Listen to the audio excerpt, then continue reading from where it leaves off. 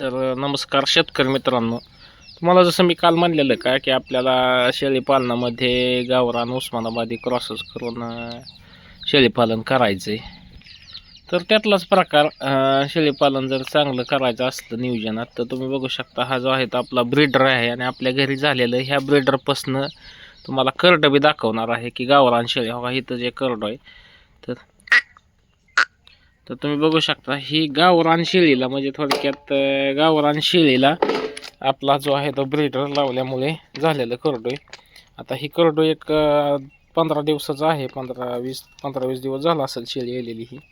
पण तुम्ही अशा प्रकारे म्हणजे थोडक्यात एक बिटलचं बारकं बोकड आणायचं आणि त्या बोकडापासनं घरी जे आहे ते ही तयार करायचं आहे. काय बघा ही पांढरी शेरडी होती तर तिला तो जो आहे तो आपलं बिटलचं क्रॉस करून थोडक्यात झालेला आहे हे करडो. आता ह्याच ब्रीडरपासनं त्या पांढऱ्या शेरडीला हा जो आहे तो करडो झालेला आहे. तुम्ही बघू शकता कसं करडो चमक ही एकदम असं शायनिंग बाज होते ती. म्हणजे आपण घरच्या घरी सुरुवात करताना लय आती तयारी करणे 10-15 20 आणीन 25 आणीन 30 आणीन तसलं करायचं नाही. आणि असं जे आहे ते नियोजन करायचं. आपल्या गावरान शेळ्यांनाच थोडक्यात उस्मानाबादीला तेव्हा तुम्ही बघू शकता तेव्हा ती पलीकडे ते उस्मानाबादी शेळी तिलाच आपला जो आहे तो असा हा ब्रीडरच बोकड एक सांभाळायचा आणि त्याच्यापासून क्रॉस करून जे आहे ती बरोबर हो का ही टक्केवारीला चांगली म्हणजे वंशावळ जलमते ती. आता ही पाठरू आहे बघू शकता एकदम चांगल्या क्वालिटीचं म्हणजे थोडक्यात बिटलचा DNA त्याच्यामध्ये उतरतोय 60-70%. तर आपल्याला ते मार्केटमध्ये थोडक्यात आता ही पाठ पण जर बोकाड असलं तर कटिंग मार्केट आणि डोक्यात सगळ्यात महत्त्वाचं कटिंग मार्केट ठेवायचे. तर कटिंग मार्केटसाठी ही चांगला पर्याय आहे. म्हणजे काय आहे की आपण गावरान शेळ्यांना जे आहे ते बिटल हो का ही बिटलची पाट आहे हो का ही जी आहेत ही शेळी बिटलचं बोकड लावलेलं आपण इथं आपल्याकडे त्यावेळेस नव्हतं.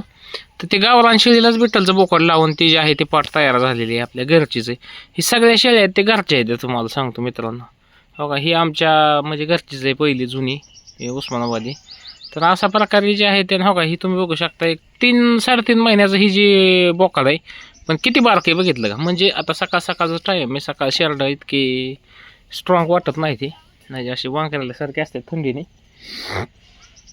थंडी भरपूर असल्यामुळं. पण तरीसुद्धा तुम्हाला सांगायचं आहे मला हीच की करा काय बिटलचं बोकड वापरा आणि हे जी ते पांढरी शेळी असल्यामुळं ते आहे तो पांढरा झालेला आहे. तर अशा प्रकारे एक बोकड चांगला आणायचा आणि तो बिटलचा बोकड आहे तो शेळ्यांसाठी वापरायचा. तर आपल्याकडे काय काय शेळ्या गरीब लावा येते ते मी त्यांच्याकडं 500 रुपये घेऊन लावून देतो असं बी आहे. थोडक्यात त्याच्या खोराकाचं जरी निघालं तरी बाद झालं. तर अशा प्रकारे तुम्ही पण घरी बिटलचा बोकड आणि त्याच्यापासनं तुम्ही बघू शकता अशा प्रकारची जी आहे ती आपल्याला रिझल्ट भेटू शकतो. एकदम चांगल्या क्वालिटीचं करडो झालेलं आहे. मग असंच असतं मित्रांनो सुरुवात अशीच करा. हळूहळू आपण पण आता ह्याच्यामध्ये थोडक्यात उस्मानाबादी गावरान शेळ्या वाढवणारच आहे आणि थोडंसं बिटल क्रॉसच वापरणार आहे. तर भेटू पुढच्या व्हिडिओमध्ये.